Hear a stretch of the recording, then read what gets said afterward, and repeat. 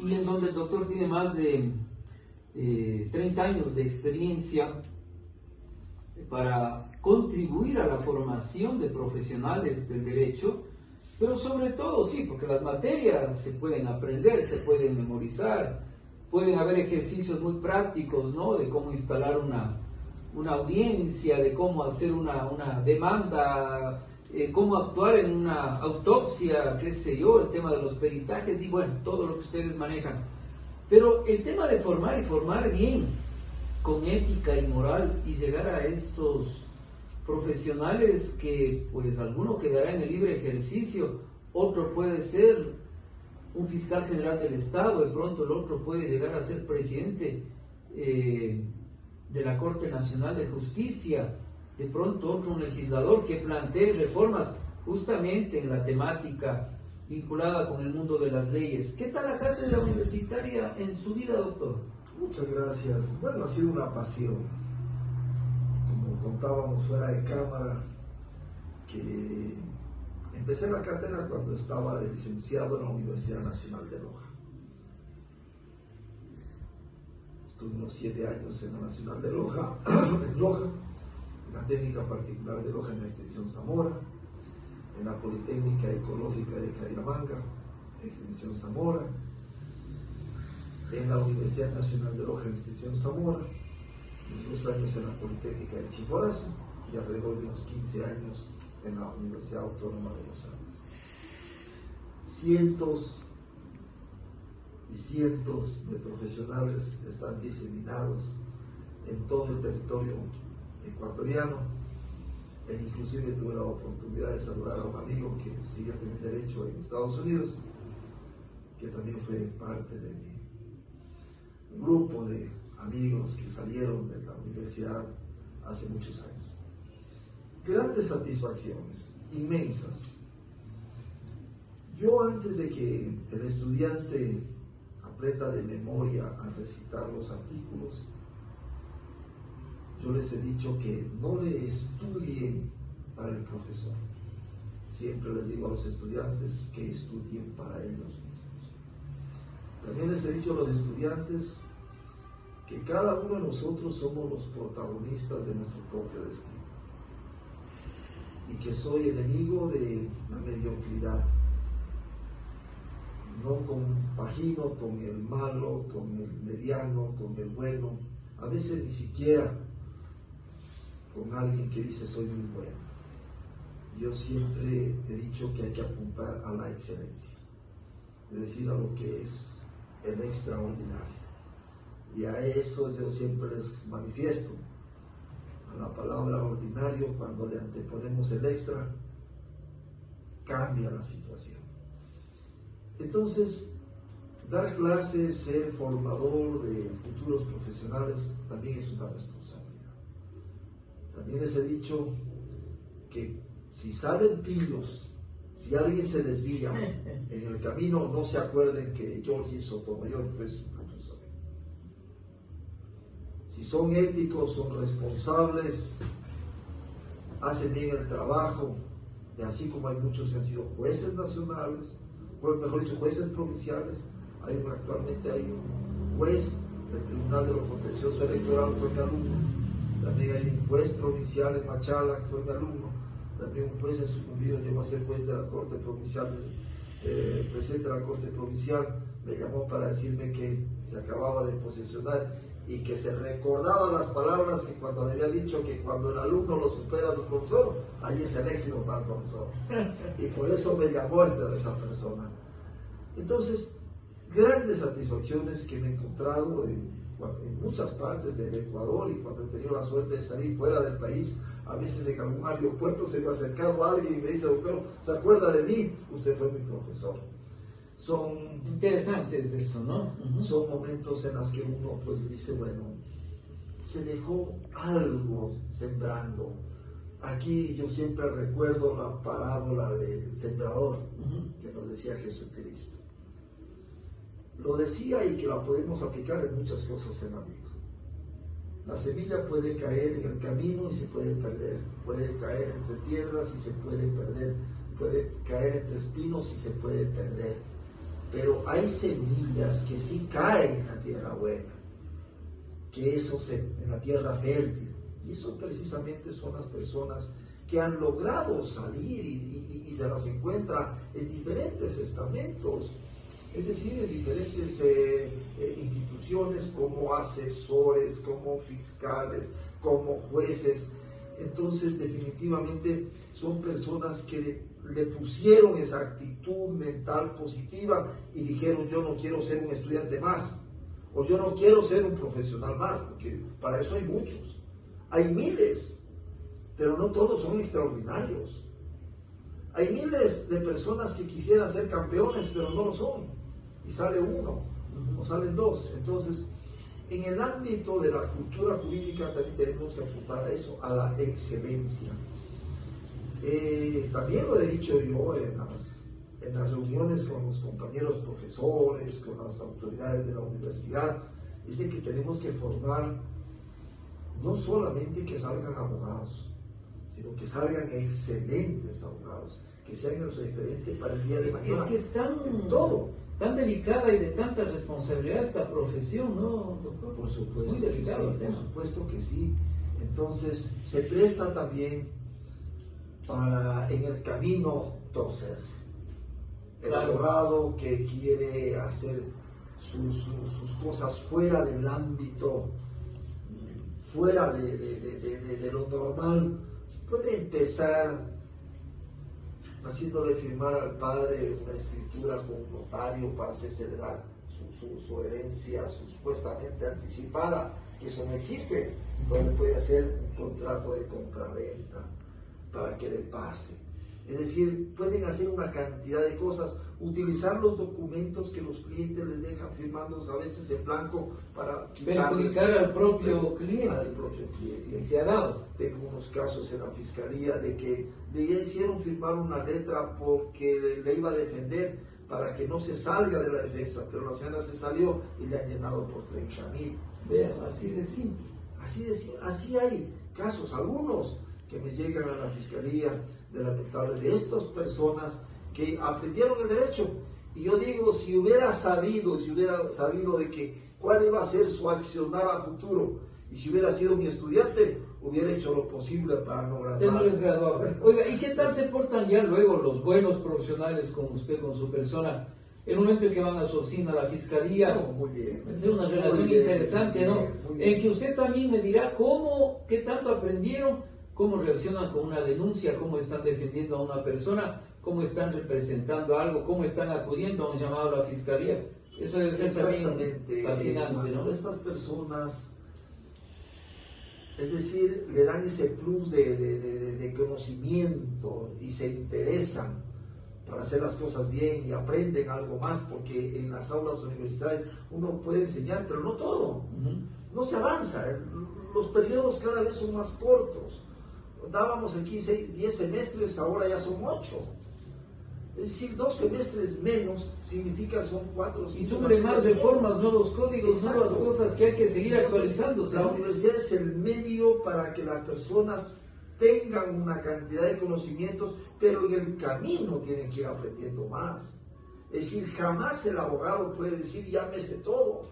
Tiene que estar leyendo jurisprudencia, tiene que estar leyendo sentencias de la Corte Interamericana de Derechos Humanos, tiene que estar leyendo sentencias de la Corte Constitucional, de la Corte Nacional de Justicia, etc. Estar actualizado totalmente, por supuesto, ¿no? Los registros oficiales del cambio de las leyes, de las reformas. Eso es lo que decía el gran maestro Cauture en el decálogo del abogado. El abogado que no estudia cada día es menos abogado. Menos abogado, perfecto. Entonces, esa es señor fiscal, sí, fascinante. Minutos finales. Vamos al tema de los libros. Ese mundo que es tan apasionante. Sabemos y hemos compartido con usted muchas obras y conocemos el esfuerzo, la dedicación que esto merece y la satisfacción luego de haber contribuido, ¿no?, para diferentes áreas, para diferentes sectores. En este caso, usted con la parte legal y de pronto tenga otros proyectos. Me decía que ya van 9 libros de su autoría, doctor. ¿Cuándo presentó la primera obra, en qué año y de qué tema trataba? Bueno, muchas gracias, licenciado. Yo igual lo admiro a usted por ser tan meticuloso y un hombre investigador de la historia de Riobamba, Chimborazo, del país. Realmente admiro mucho. Y tenemos ese tipo de... Es recíproca la admiración, doctor, gracias. Bueno, yo venía escribiendo en algunos diarios de Loja y de Zamora desde hace algunos años atrás, y también tenía artículos en algunas revistas, inclusive nacionales. Y aparte del derecho, pues yo estudié ayudándome con la maleta. Yo era vendedor, vendía libros, vendía algunas cosas durante la época de que primer año, segundo año de la universidad, hasta que logré la gerencia de la empresa. Y lógicamente terminé mi carrera siendo gerente de ventas de una empresa grande de venta de libros. Y empecé a trabajar en el área de la motivación, y me llevaban a algunas empresas a nivel nacional, a Guayaquil, a Quito, a Cuenca, a Machala, a dar conferencias sobre ventas, sobre motivación. Eso fue algún capítulo tiempo, aparte, sí, también en su vida ese, ¿no? Algún tiempo. Entonces daba ventas de calidad total, relaciones humanas, liderazgo, así. Se dieron un buen tiempo esas situaciones. Entonces empecé a escribir un libro que lo tuve en la computadora muchos años, es decir, cuando uno pierde tiempo. Ese libro se llamó 1515 fórmulas para lograr triunfos en la vida, que fue lanzado en el 2008 por la Casa de la Cultura de Zamora Chinchipe, porque yo ya trabajé 14 años en esa provincia. Y está agotado, lógicamente, ese libro, pero era un libro que viene por la motivación que le decía, es decir, la forma como yo venía trabajando, me di el estudio y ayudé a parte de mi familia a ser profesionales con las ventas. Bueno, luego de eso vine fiscal y me mandaron a Chunchi, cantón hermoso, frío, con bastante neblina, en la noche no había que hacer. Temprano, claro. No había que hacer, y me puse a hacer un libro que le puse el nombre de Vivimos en un mundo de contrastes. Tuvo mucho que hacer, mejor dicho. Sí, me dediqué a eso, al libro de Vivimos en un mundo de contrastes, también está anotado. Luego dice, en la vida no todo hay que darle seriedad, también hay que darle un poco de humor. Hay que divertirse. Sí, hay que divertirse, y salió el libro de Sabiduría Popular Humorística, es decir, pensando en las bromas que nos hacen a los abogados, y nació ese libro. Luego, como anécdota, digo, un hermano mío asistió a ese lanzamiento, me imagino, de Sabiduría Popular Humorística, y dice, hombre, ya déjate de escribir pendejadas. Entonces, entré a la parte seria y saqué el primer tomo de Principios Constitucionales y Legales. Me llegó el mensaje del hermano. Que ese libro salió, pues en 5 meses se agotaron los 1000 ejemplares. Luego hice el tomo 2 y el tomo 3, es decir, la enciclopedia de Principios Constitucionales y Legales va por 156 principios. Pero en ese camino nació una obra que también fue un éxito rotundo en la provincia, en el país, llamada Miseria Humana, que fue en unas circunstancias cuando de la misma fiscalía me mandaban a sancionar al Consejo de la Judicatura porque un caso se había prescrito y me pedían la destitución. Entonces yo dije, miserables. Y les hice un libro en ese homenaje de las personas que quisieron sacarme de la institución. Bueno, pero bienvenido el tema, ¿no? Porque sí, hay gente que con algo de eso se derrumba. Exacto. Pero hay que coger, ahí se aplicó el libro de los chistes y de las bromas. Exactamente, de las vicisitudes y de las dificultades había que aprovechar el momento, y salió Miseria Humana. Luego investigué un caso muy grande que tuvo Chimborazo, que fue el primer caso de lavado de activos. El caso de los Andes se llama, cuando venía la gente, depositaba plata, porque supuestamente metían el dinero para máquinas soldadoras, para las máquinas petroleras, y hubo un perjuicio de 180 millones de dólares para mucha gente, 12.000 afectados en el Ecuador, y este es el caso donde vivo yo. Y me inspiré para hacer el libro de lavado de activos, que creo que hay en el Ecuador 3-4 libros de lavado de activos. Sale un libro bastante grande, lavado de activos, teoría y práctica en el Ecuador. Está agotado ese libro. Bueno, estuve en tránsito un tiempo y saqué el libro de práctica jurídica en materia de tránsito. Usted por donde pasa deja un libro.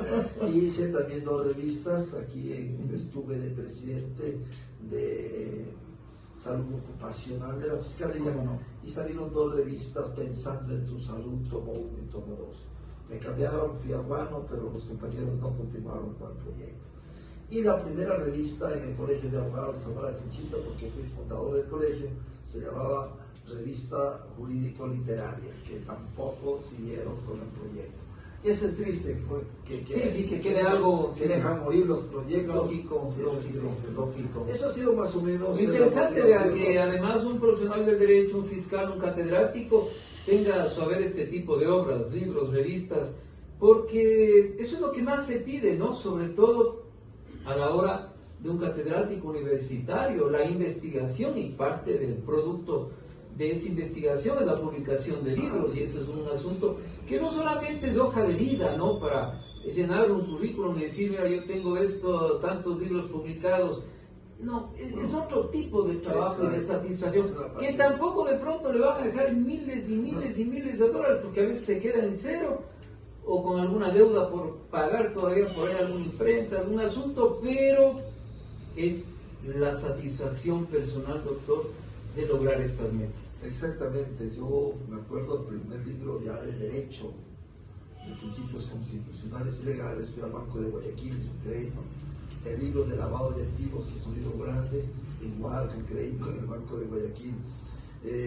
Entonces, significa que no es lo que le va a regresar de pronto de utilidad, es la satisfacción de deber cumplido y dejar para esta y para las futuras generaciones un legado, y que lo he hecho con mis hijos, mi hijo que se encuentra aquí presente en esta ocasión, igual es abogado, igual él se ha incorporado dentro de este ámbito de la cultura literaria.